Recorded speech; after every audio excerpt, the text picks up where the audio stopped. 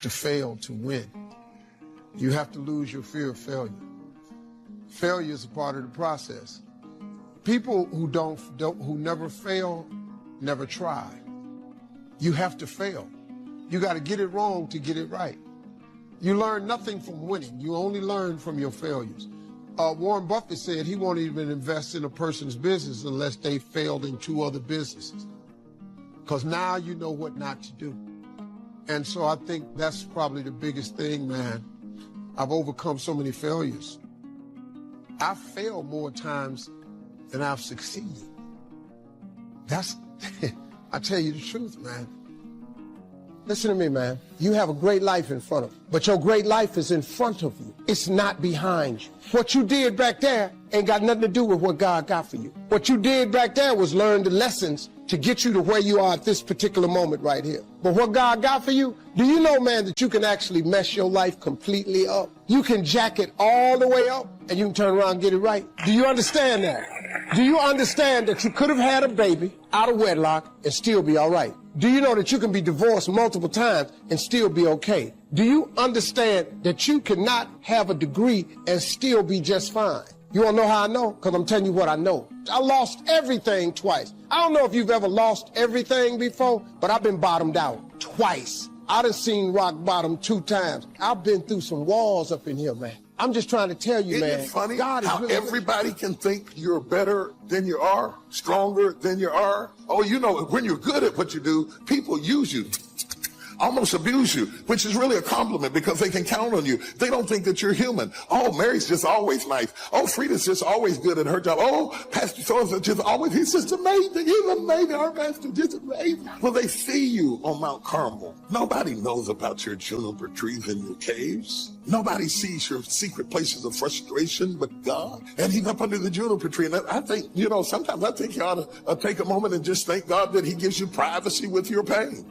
A luxury you will not have if you continue to succeed, I might add. Because the benchmark of when you really go mainstream, the hardest thing to have is privacy with your pain. So while you're fighting to be discovered and fighting to be exposed, be careful. Because once that light hits you, it don't just show your Carmel, your Mount Carmel. It shines right up under your juniper tree and right into your cave and into your kids' caves. Be careful what you ask for, you might get it. And God says to him, he's in the cave, you know, and he's backed up in the cave. And I thought that God would speak to him and say, I'm going to kill Jezebel, because that's what I would want God to say to me. And, you know, I'm going to kill her and let the dogs eat up her bones. He later does it. But just, you know, it just makes you feel good when you get that kind of word from the Lord. You know what I'm saying? Where God's really going to kill your enemy that just, you know, I got some issues. Pray for me. Intercede. You know, I don't want God to like anybody I don't like. Just kill them. Just wipe them up. Put an Amalek on their head. Just destroy them. Block them out. It is finished. Kill every last one of them jokers. Hallelujah. Let me preach the funeral. You stand over everybody and say, he wasn't nothing. He's a bum and a liar. He fought me all over. You know. Have you ever felt like that at least once about someone? You know. I mean, you got over it, but maybe you did. You know? It's a work in process. You'll be able to do things you never thought you could do. You'll be able to handle things you never thought you could handle. You'll have ideas that you've never had before. All of this is sparked by the goal-setting process. When you know what you want, and you want it badly enough, the answers will come to you. I can't tell you why it works. All I know is, it works. Give yourself a chance to become all you can become, and to accomplish all you can accomplish. Let me give you a Bible philosophy that teaches how to get whatever you want. Here's what it says. Ask. That's it. Ask. Of all the important skills to learn in life, be sure to include the skill of asking. What does ask mean? Ask means, what do you want? And the complete formula is staggering. It says ask, and you will receive. Hey, we ought to look into that. The man says, yes, but you work where I work. By the time you struggle home, it's late. You've got to get a bite to eat, watch a little TV, and get to bed. You can't sit up half the night and ask. And this guy is behind on his bills. He's a good worker,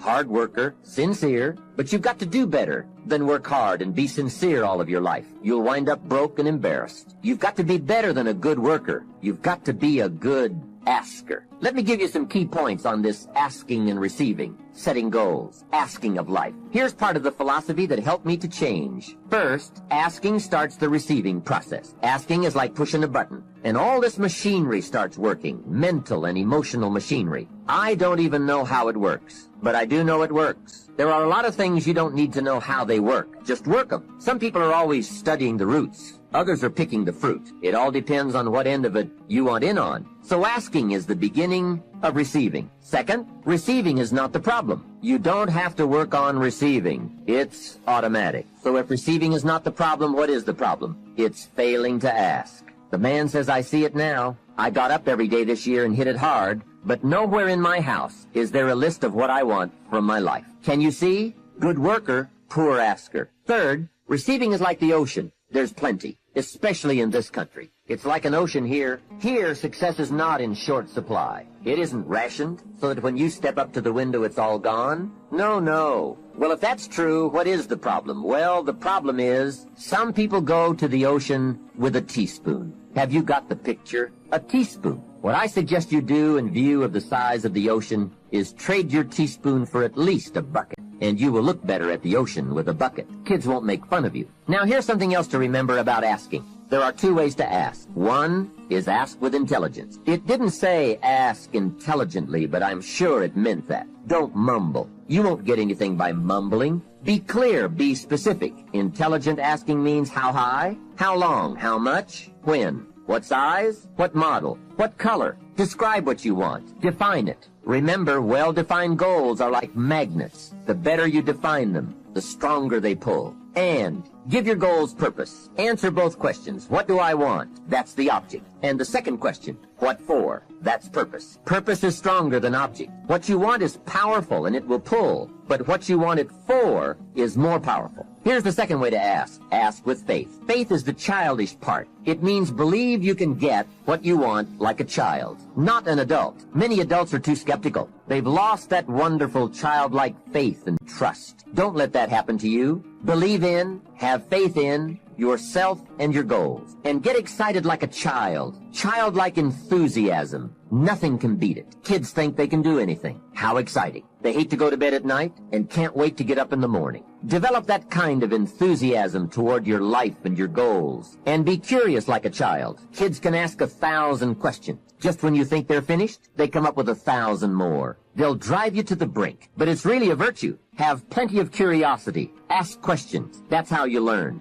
Another fringe benefit of setting goals is what it does for your ability to manage your time effectively. This is no small thing. We'll look at time management in detail in a later session, but now, while we're talking about goals, I'd like to share a few ways your use of time are affected by or influence the achievement of your goals. Have you ever thought that without some very clear written goals, you never even need to consider managing your time? Time essentials come from objectives well defined. Time can't be critical if objectives aren't defined. Now you might be one of those uniquely fortunate individuals who can keep all their objectives and purposes clearly defined in their minds and operate from that. But I wouldn't take the chance. Write your goals down and set careful priorities. Sometimes priorities are determined by the season. For a farmer in springtime, the season dictates his most important activities. During the spring, a farmer must work around the clock, burn the midnight oil, and keep the equipment running because he has only this small window of time for the planting of his crops. One of the difficulties of living in an industrialized society is the losing of the sense of seasons. When to pour it on, when to ease back, when to take advantage. It's easy to keep going from 9 to 5, year in and year out, and lose a natural sense of priorities and appropriate time. Don't let one year just blend into the next. Keep an eye on your own seasons, lest you lose track of values and substance. Part of setting priorities is learning to separate major activities from minor activities. This is a whole skill in itself, but once you have learned it, it will pay dividends you won't believe. So learn to put everything on your mental scales to be carefully weighed before you spend time or money. And here's a good question to constantly ask. Is this a major or a minor? By asking that question, you will reduce the amazingly natural tendency to spend major time on minor things. In sales training, we are taught that major time is the time spent in the presence of the prospect, while minor time is the time spent on the way to the prospect. If you're not careful, you will spend more time on the way to than in the presence of. So in sales, we teach, don't go across town till you've gone across the street. Wouldn't it be wise to make an evaluation if you're in sales and ask, how much time am I spending in the presence of and how much time on the way to? We have a tendency to think that a new date and a new year and a new decade ensures a new you. But the reality is, it is not the ticking of a clock that brings about the transformative power. It is not as though God waited on a particular day and said, if you make it past this date to a new calendar date, I swear I'm going to bless you. No, it's not that simple. The truth of the matter is, change does not come easy. Change does not come easy. Now, this is going to be tough to hear because it is antithetical to what you are used to hearing. You're used to hearing spin around 3 times and God's going to break it. 5 ways to have a great marriage and 3 ways to start your life over, and eat this and you'll drop 100 pounds, and take this pill and you'll be back able to get into the dress you wore to the prom. But the truth of the matter is, a day of not eating at Wendy's doesn't constitute a diet, and you're not going to be transformed easily or quickly. It's very hard, and you have to challenge yourself to discipline your mind, to just focus on what are the most important things that you need to do right now in the midst of it. Number 1, to fortify yourself mentally and emotionally, to develop a level of mental resilience, because there's so many unexpected things every day. And when you can't see the light at the end of the tunnel, many people are having mental breakdowns. Domestic violence has increased 40%. Suicide rate is up. And so it shows a state of mind that many people are facing as a result of the coronavirus. So focusing one's mind. We can't control the thoughts that come in our minds, but we can control the thoughts that we dwell on. Those who study trends in corporate America suggest that in order to change, not the building, you can change the building quickly, not the name, you can change the name legally and quite proficiently, but to change the culture of an organization is quite difficult.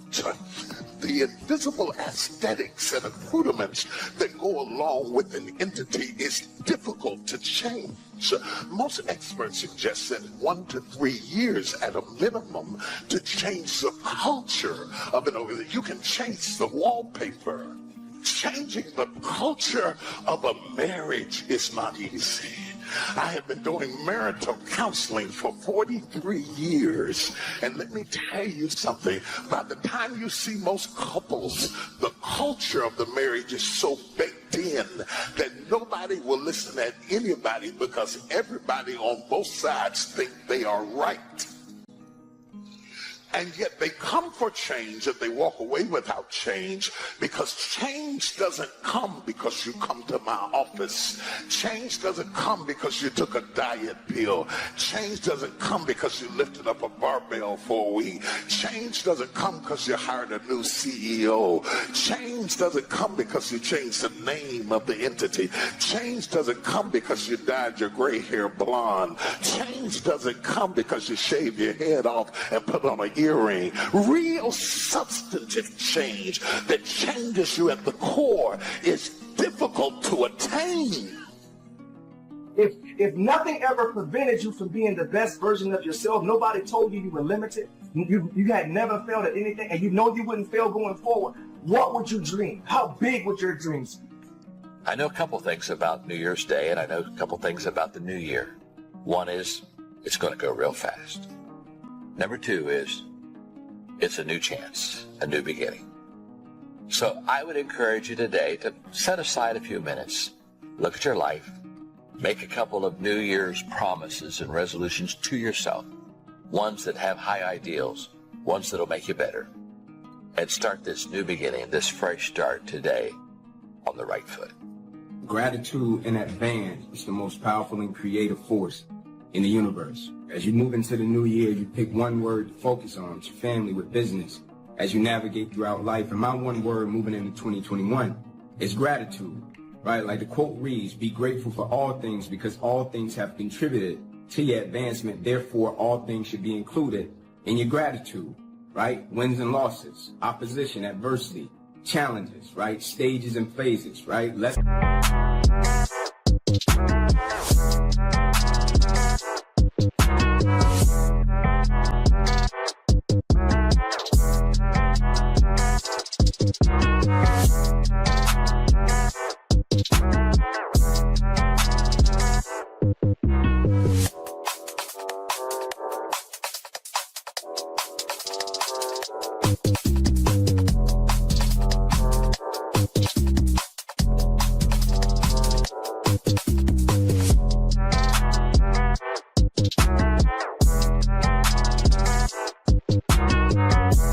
And blessings. And for most of us, 2020, it was a year of pain. It was a year of people look back on it like, man, I can't find nothing to be grateful for.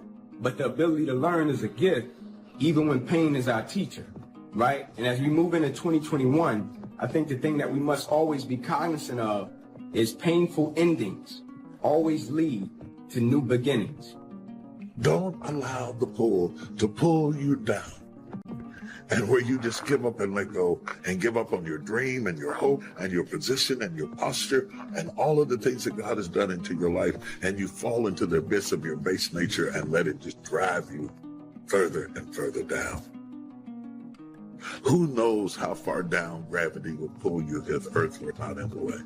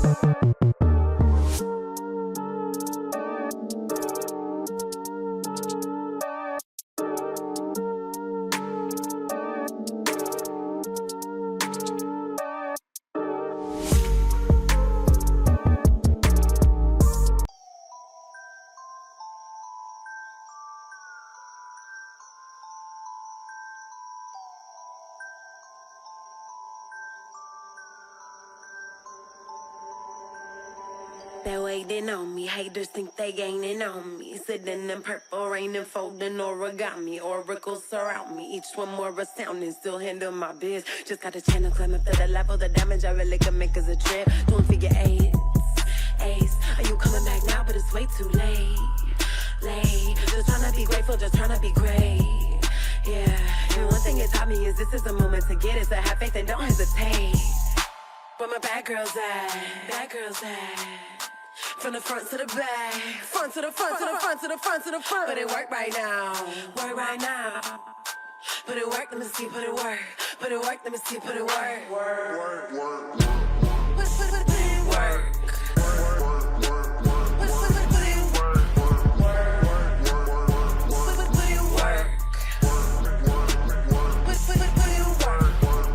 Never land, never let my feet touch the floor. I just flow in my zone, you can't touch us though. Keep it moving, UFO, I just got to go. I can't touch the floor. Take that, break that with a bit. How far down is down? We don't know. All we know is that there is a law that by nature pulls us down. We have to fight to think up, to live up, to pray up, to walk up, to do the right thing, to forgive people, to be balanced, to discipline ourselves. Is an ongoing battle.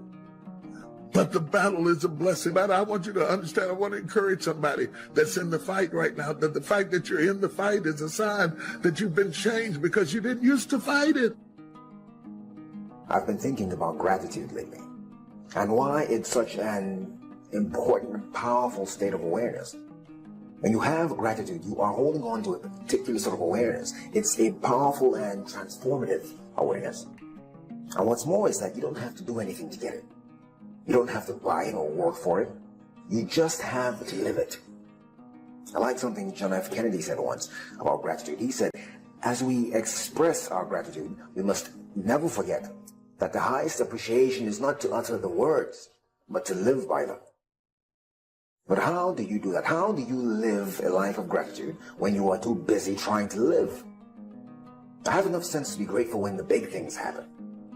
When the growth they found and took 6 days to test wasn't cancer after all.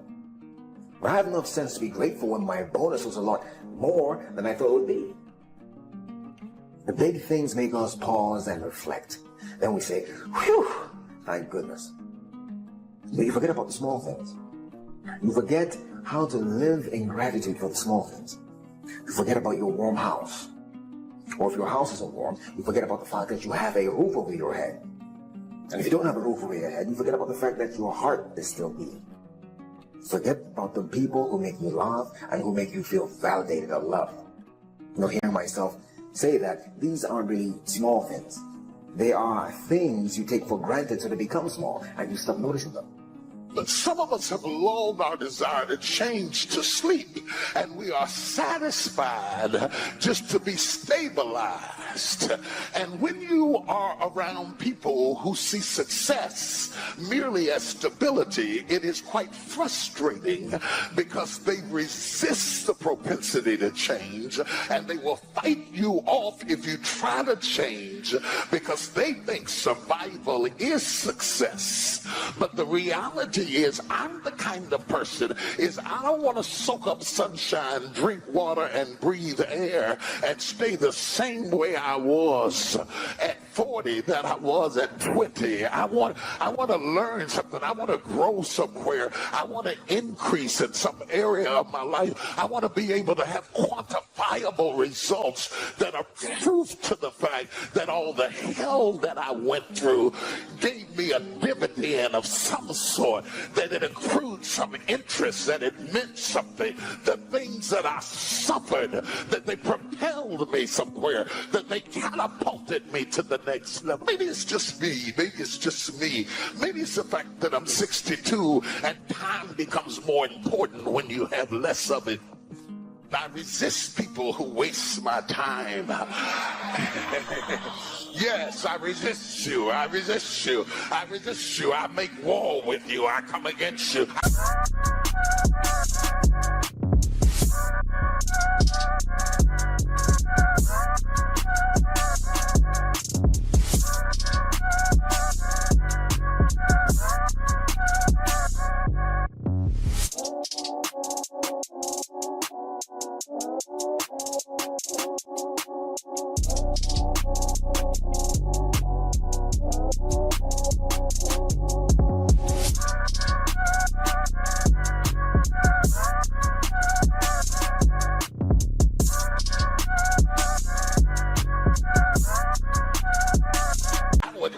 Waste my money than waste my time. I can get some more money, but I can't get some more time. Do not waste my time. But again, how do you live a life of gratitude? Maybe the question isn't how, but why. Why live a life of gratitude? I think the answer has to do with selfishness. See, I don't mean selfish with a small s. That's when you care about yourself at the expense of everyone else. No, I mean selfish with a big S. That's when you care about yourself so deeply that your care extends to everyone else. Put yourself first. Give yourself an advantage. How do you feel? If I said you could feel revivified and empowered, you would want more of it. Remember, you're being selfish. So if I said you could feel more connected and more compassionate, you would want more of it. You want more of it because gratitude is another expression of love. How do you feel when you are grateful? You feel like you are not going through life alone. You feel as though someone or somebody is with you. You feel connected to something other than you. You feel cared about. And when you feel cared about, you care about. Don't just think about it. Be about it. Gratitude isn't just about thank you. It's not the word. It's not just about feeling. Gratitude is about living the feeling. Live the life of gratitude. You will fail your way to greatness. Most people allow their fear of failure to outweigh their desire to succeed. When you're willing to fail again and again and again, when you make up your mind to become unstoppable, when you make up your mind to become a no matter what person, then that will then give birth to a part of yourself that you don't know right now.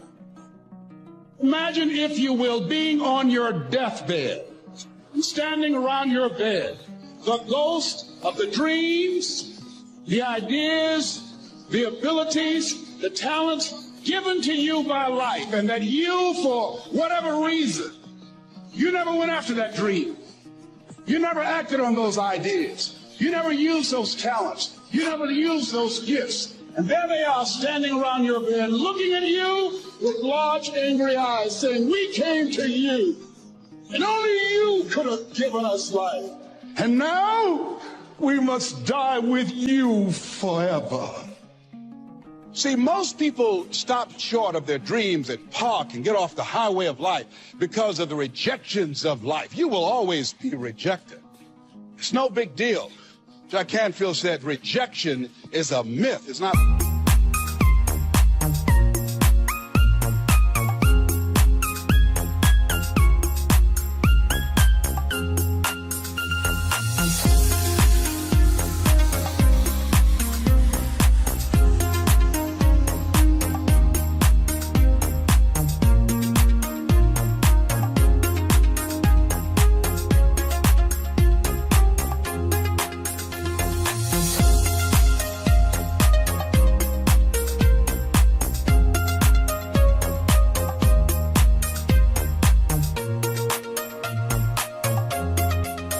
Like when somebody says no and then they slap you.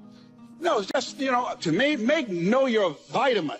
Get excited about the no. Why? Because every time someone says no, that brings you another step to a yes. You're getting closer. Trust me, you will win if you don't quit. You will win if you don't quit. Even a broke clock is right twice a day. As you go through the challenges of life, and you look at it and embrace whatever comes to you. Don't run from it. Step toward it. Don't try and duck it like most people do. See, most people want it easy.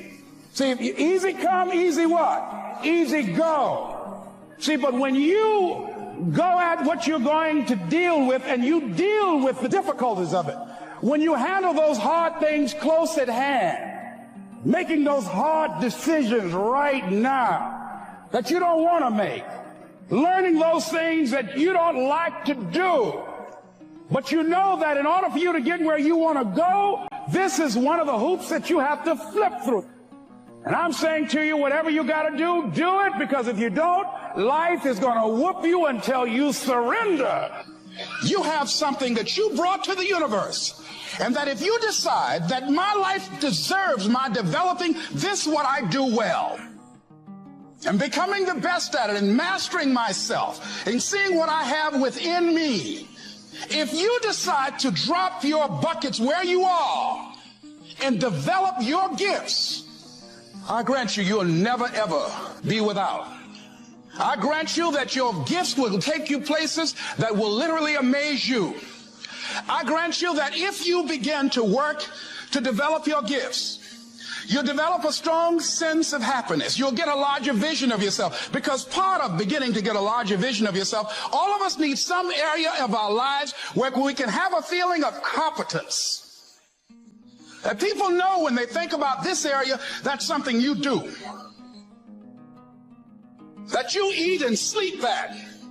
And that you do that. You do that. Changing is not easy.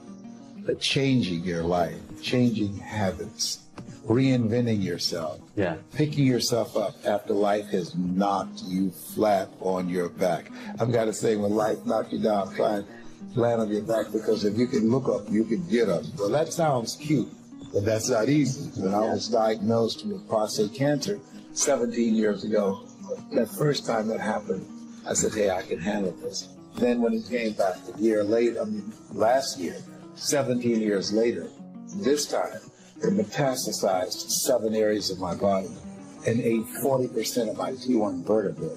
Now the stakes are higher. It was life saying, okay, Mr. Motivator, You beat cancer the first time. What you do now? You know, I started laughing. When the doctor told me, he said, why are you laughing? Are you in denial? I said, no. I said, I feel like Mother Teresa. He said, what do you mean? She said, Lord, I know you know how much I can bear. I just wish you would have so much confidence in me. I said, the stakes are higher. So I've got to dig in and got to fight more. Because at the end of the day, life is a fight for territory. And once you stop fighting for it, you don't want to automatically. It's a fight, it's a challenge in life every day. And what we have to do is embrace it. What we have to do is see it as a project we worked on. In life, you will always be faced with a series of God-ordained opportunities, brilliantly disguised as problems and challenges. And so I see even cancer as a gift, as a God-ordained opportunity. If you died today, what dreams, what ideas, what talents, what books, what music, what leadership, what voice will die with you? There are a lot of people who are biting their fingers.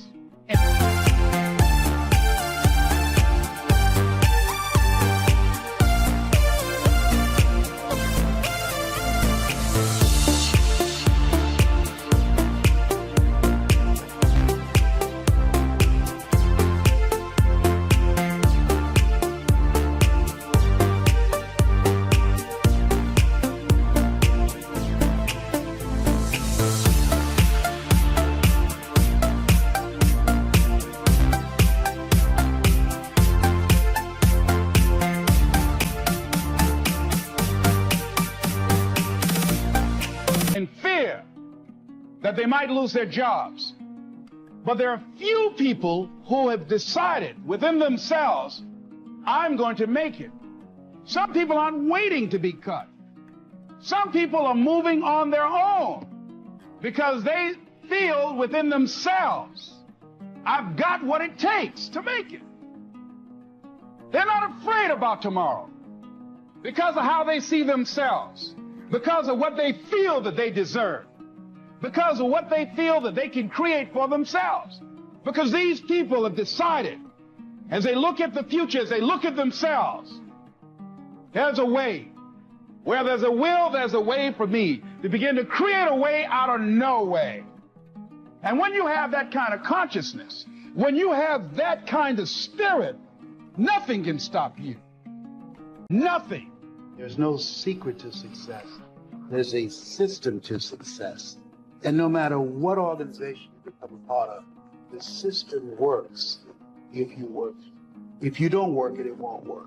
But it works if you work it. And that's one 4-letter word that most they're not willing. There are winners, there are losers, and there are people who have not discovered how to win. And all they need is some coaching. All they need is some help and assistance, just a little support. All they need is some insight or a different strategy, a plan of action to make some adjustments that will open up the key to a whole new future for them, that will give them access to the unlimited power that they have within themselves. That's all that they need. So what I want you to do is think about something you want for you, that's real for you, that's important for you, that will give your life some special meaning and power. And I don't even want you to say, I can do that. I don't want you to assume that. See, 5 years ago when I started out in this area, I would not have been able to make the mental leap that I would be up to where I am right now. I don't want you to begin to just psych yourself out. No. I want you to be able to say something to yourself that will enable you to maintain a level of integrity with yourself. That when you say this, even when you face tremendous setbacks, it will be a benchmark to keep you in the game, to keep you moving forward and experimenting and readjusting your strategy and your plan of action, continuously looking for ways to win. I think we have to reflect on who am I? Why am I here? What drives me? If I died today, what 3 words would I want?